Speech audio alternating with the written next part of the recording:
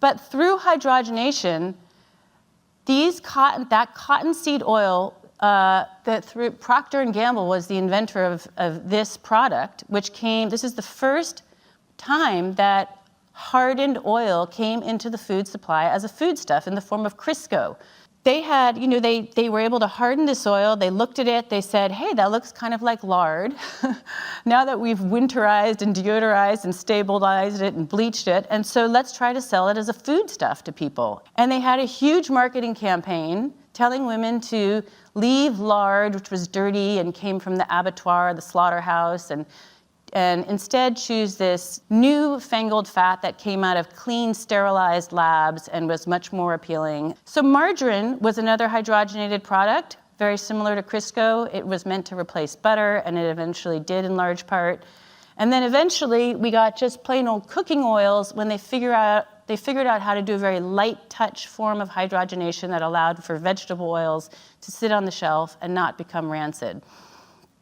So all of these oils got a huge boost in 1961 when the American Heart Association, really the first organization anywhere in the world, told people to start eating these polyunsaturated oils instead of saturated fats in order, as the best measure of prevention against heart disease. It really all started with this recommendation in 1961.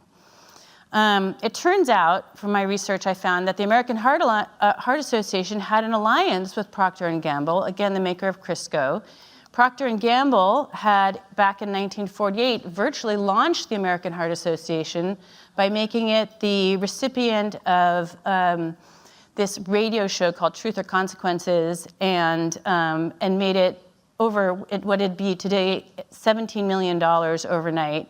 So it had a lot of backing from Procter & Gamble, and last time I checked, it still had backing from Procter & Gamble. And this enabled vegetable oils to become like medicine. They were marketed as medicine.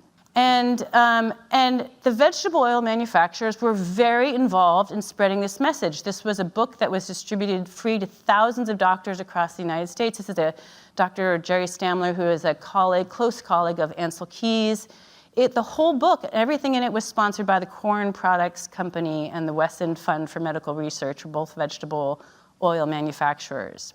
If you take just a quick look at, this is polyunsaturated, so this is vegetable oil consumption in the United States from virtually zero. Remember, we didn't even consume vegetable oils before 1911 with Crisco, up to today where they're 9–10% of all calories we consume. This almost perfectly parallels the rise in heart disease. So it seems absurd that we should think that this would fight heart disease when our increased consumption correlates with the rise in heart disease. It certainly didn't seem to prevent it.